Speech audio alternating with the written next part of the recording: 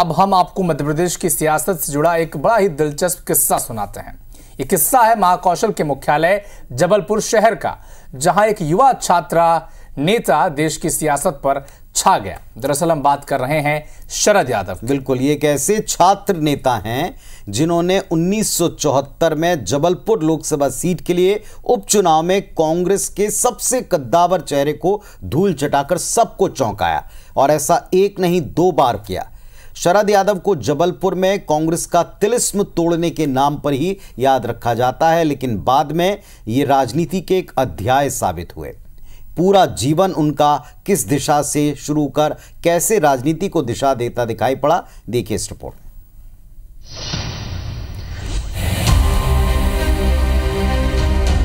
मध्य प्रदेश ने देश को कई राष्ट्रीय स्तर के नेता दिए। पूर्व प्रधानमंत्री अटल बिहारी वाजपेयी, पूर्व केंद्रीय मंत्री माधवराव सिंधिया, अर्जुन सिंह, कमलनाथ, सुरेश पचौरी, दिग्विजय सिंह, इन नामों की लंबी फेहरिस्त है, लेकिन इन नामों से अलग एक नाम शरद यादव का भी है।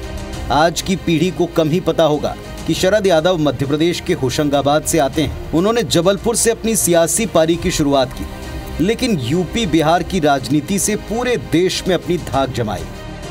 जब सेठ गोविंद दास जी का निधन हुआ तो रवि मोहन जी को टिकट मिली, तो शरद यादव ने जब उनके खिलाफ एक छात्र नेता के रूप में फॉर्म भरा तो उन्होंने अटल बिहारी वाजपेयी से जाकर भोपाल में मुलाकात की, और अटल बिहारी वाजपेयी जिस आम सभा को संबोधित करने वाले तो उस मंच से उन्होंने भाषण दिया, और शरद यादव जी ने अटल बिहारी वाजपेयी से आशीर्वाद मांगा कि मुझे यहाँ से चुनाव लड़ रहा हूँ और आपका समर्थन मिलना चाहिए, यदि जनसंघ का समर्थन मिलता है तो यहाँ से सर्वदलीय प्रत्याशी के रूप में।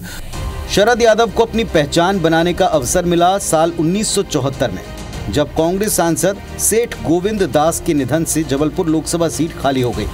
कांग्रेस ने गोविंद दास के पोते रवि मोहन को मैदान में उतारा, जिन्हें टक्कर देने के लिए विपक्षी दलों ने 27 साल के शरद यादव को अपना संयुक्त उम्मीदवार बनाया। जानकार बताते हैं कि किसी को उम्मीद न थी, लेकिन शरद यादव ने जीतकर सबको चौंका दिया।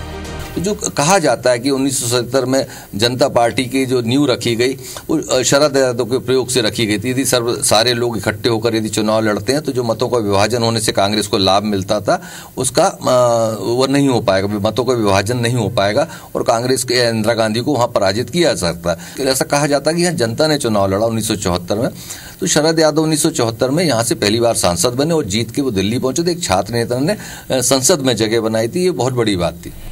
चलिए अब एक नजर डालते हैं शरद यादव के सियासी सफर पर।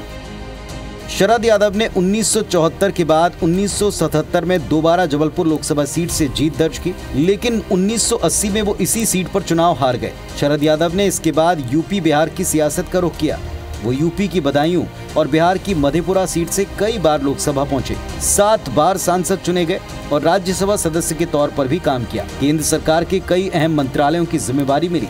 एनडीए के संयोजक होने के साथ साथ जनता दल यूनाइटेड के राष्ट्रीय अध्यक्ष भी रहे।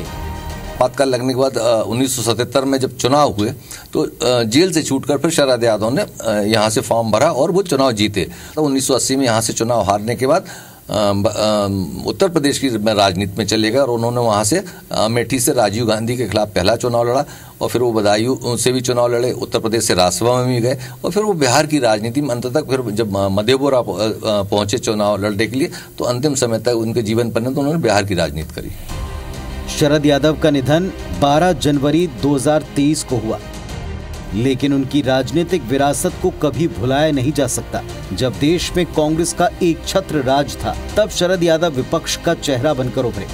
जेपी आंदोलन ने उन्हें एक अलग पहचान दिलाई। जबलपुर शहर से उनका गहरा नाता रहा। इसी शहर ने उनके रूप में देश को राष्ट्रीय स्तर का समाजवादी सोच वाला एक प्रखर नेता दिया। विजेंद्र पांडे, IBC 24, जबलपुर।